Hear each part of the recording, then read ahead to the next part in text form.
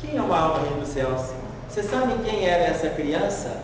Por que aconteceu essa pergunta que Jesus fez? Por que Jesus fez essa pergunta? Os discípulos estavam discutindo quem era o maior no reino dos céus. Aí Jesus responde, porque eles perguntam para ele quem é o maior no reino dos céus. O que Jesus faz? Ele pega uma criança e coloca a criança no colo e fala que se fizerdes como esta criança, manter o sentimento dessa criança, este é o maior no reino dos céus. Você sabe quem é essa criança? Na nossa história, não, essa criança é um garoto que se chamava Inácio, que estava em torno de 3, 4 anos de idade, mais ou menos 4 anos de idade. Inácio estava no meio do grupo, e aí Jesus chama por aquele garoto, coloca no colo e fala com ele. Inácio, os pais dele já tinham desencarnado e ele estava ali na rua, ele convivia com a tia, mas quando passava Jesus no meio do povo, Inácio acompanhava aquele movimento ali. Quando na crucificação, Jesus olha para João e fala, eis aí a tua mãe, e fala com Maria, eis aí o teu filho. Os dois resolvem trabalhar juntos, e um dos primeiros cuidados que os dois têm é ir atrás dessa criança. Vamos pegar aquela criança que os pais já estavam desencarnados e vamos promover essa criança dentro do movimento cristão. Vamos promover essa criança. Eles vão atrás do garoto e eles buscam Inácio. E Inácio é um garoto que começa a acompanhar João. Logo no início da adolescência, ele começa a acompanhar João. E ele vai acompanhando João por todas as pregações, pelas curas. Inácio depois começa a pregar. Como ele era de Antioquia, ele ganha o título de Santo Inácio de Antioquia. Ele foi condenado pela arena quando ele estava por volta de 60 anos de idade. Ele também foi levado para a arena, por ele estar defendendo o cristianismo, por ele estar curando leprosos, dando visão a cegos, levantando coxos. Ele foi levado para a arena junto com outros cristãos. Só que no momento dos leões ceifar a vida de todos os cristãos que estavam lá dentro, a hora que eles vieram para avançar sobre Inácio, os leões se abaixaram. Os leões olharam para Inácio e não avançaram na direção dele. Não se permitiram os leões consumir com a vida de Inácio. Inácio olha para o orientador espiritual que estava do lado dele, e Inácio estimulou os cristãos ali no meio a cantar junto com ele, para dar conta daquele sofrimento. Ele olha para o orientador espiritual e pergunta ao orientador, não é agora o meu momento de dar o meu testemunho de amor ao Cristo? Ele fala, não, meu filho, não é agora. Você precisa viver, porque tem muitos ainda que precisam te ouvir, muitos ainda serão conduzidos por você, e o trabalho que você implementa hoje é um trabalho que precisa de dar continuidade pelas suas mãos. Então não é agora o momento do seu testemunho. E Inácio vive quase 100 anos e ele continua divulgando o cristianismo. Novamente ele é levado para a arena. E aí no momento que os leões ceifam as vidas de milhares, de centenas de cristãos, chegou a vez de Inácio. E os leões novamente se deitam. E os leões não avançam sobre Inácio.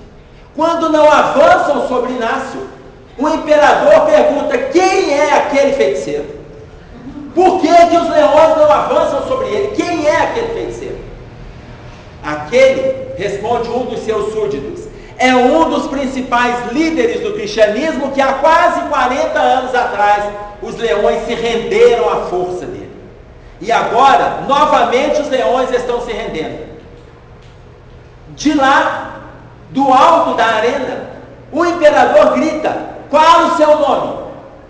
E ele pergunta, ele responde, Inácio, servo do Cristo. Aonde está esse Cristo que você serve? E aí ele fala, o Cristo que eu sirvo, que já passou por essa terra, em corpo, em carne, e foi visto por todos, hoje ele está guardado aqui no meu estado íntimo, no meu coração.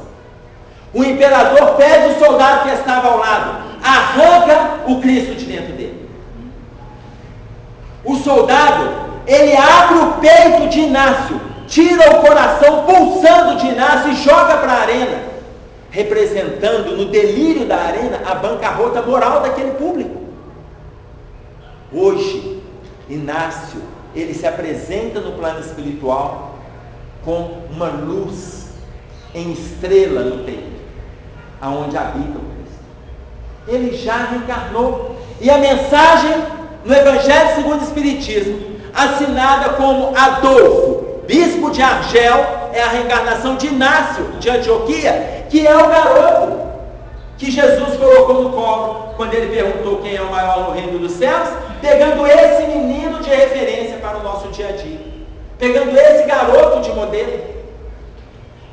Ou seja, o nosso momento é hoje. O livro dos Espíritos, ele coloca que toda ocupação útil é trabalho, e fala para nós que nós devemos trabalhar até o limite das nossas forças. Está em Lei do Trabalho, na questão 683. Até o limite das nossas forças. O nosso momento é hoje.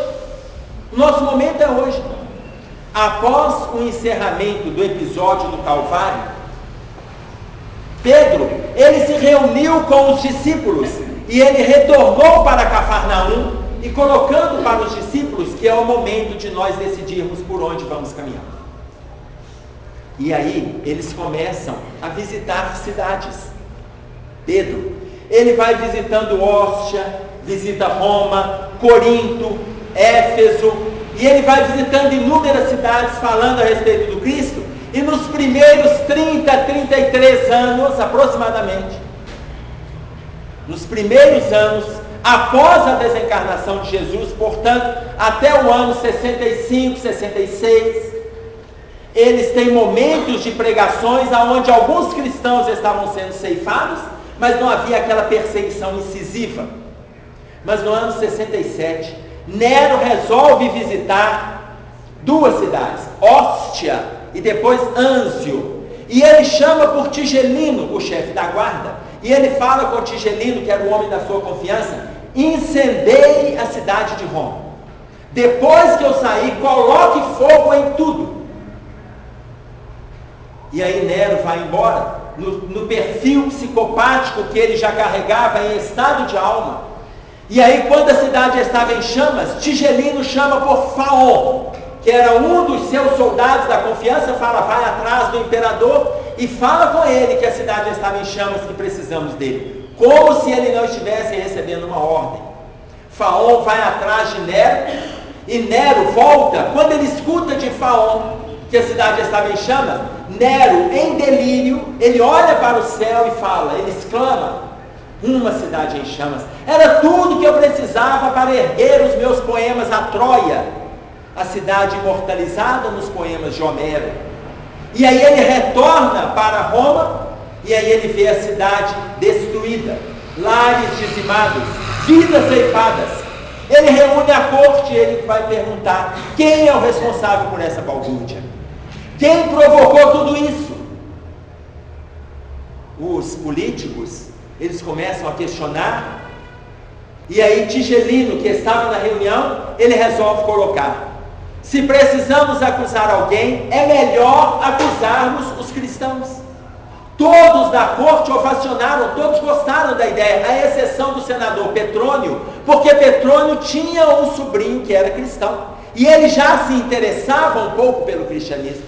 Então, na hora que fala, por que não os cristãos, todos deliraram e começaram as perseguições de forma mais acirrada em cima dos cristãos. As celas estavam ficando cheias, e aí começaram a inventar as festividades, aonde os cristãos eram levados por causa de doenças, de pestes, de mortes, que estavam acontecendo dentro das celas. Levaram então os cristãos para a arena, e aí a arena lotada, e a bancarrota moral daquele povo refletia o estado íntimo que estava acontecendo na cidade de Roma. Eles queriam ver as feras se alimentando dos cristãos. Haviam vários leões que já estavam guardados dias com fome, aguardando os cristãos chegarem. Os cristãos, os primeiros cristãos, isso no ano 67, os primeiros cristãos iam invariavelmente para a arena nus. Mulheres, crianças e idosos, apenas com a vestimenta de pele de carneiro, para poder aguçar ainda o faro dos leões. Então, os leões, a vestimenta das peles de carneiro sobre seus corpos, os leões vinham esfacelando os corpos dos cristãos que estavam ali.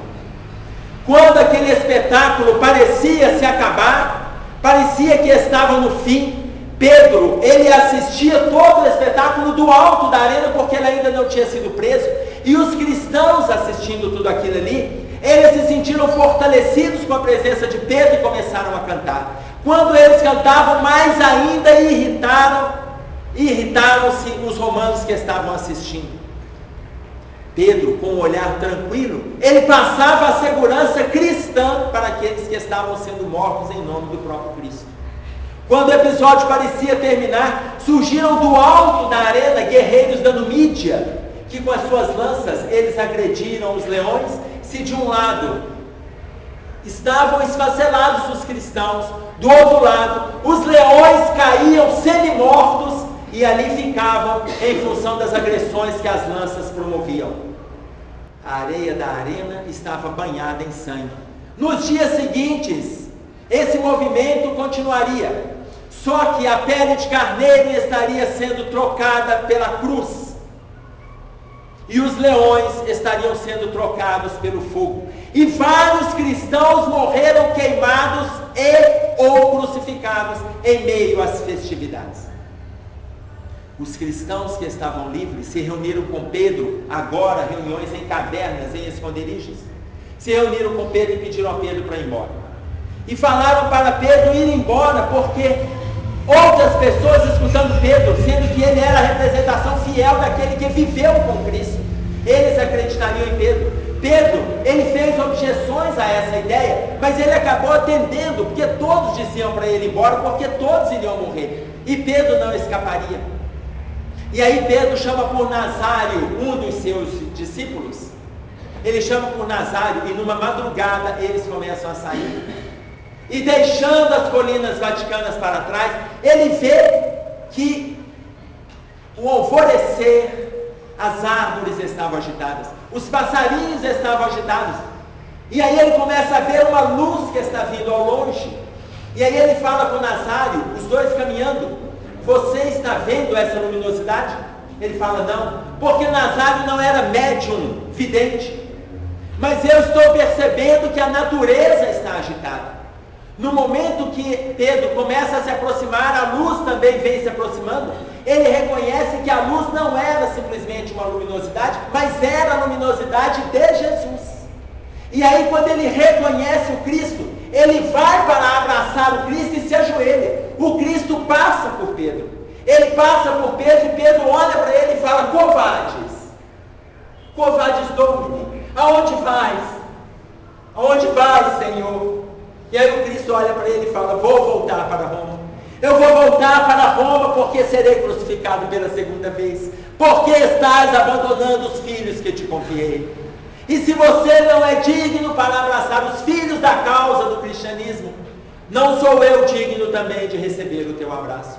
Vou retornar para Roma porque serei crucificado novamente.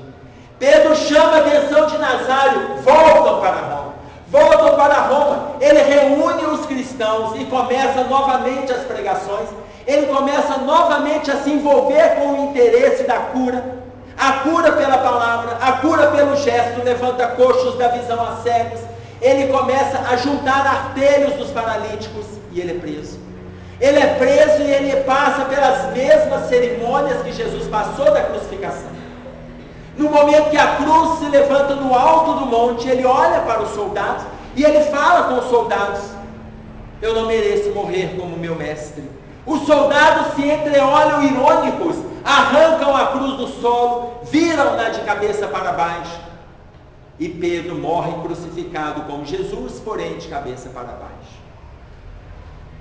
A oportunidade nossa de trabalho é hoje. Pedro é recebido por Jesus, porque ele aproveita todas as oportunidades após negar o Cristo. Ele aproveita todas as oportunidades que a espiritualidade coloca no caminho dele. Conscientizemos-nos de aproveitar todas as oportunidades que estão aparecendo para nós. Estamos no final da última hora. Estamos a menos de um quartel da transição definitiva da Terra para o mundo de regeneração. Aproveitemos as oportunidades de trabalho, sem críticas, sem melindres, sem ressentimento, sem reclamações. Aproveitemos as oportunidades. Nosso momento é hoje. A espiritualidade conta conosco, mas antes deles, precisamos de contar com a nossa auto-renovação para o envolvimento com o trabalho. Eu vou agradecer a paciência de vocês, tomara que tenha valido a nossa manhã de hoje. Até uma outra vez.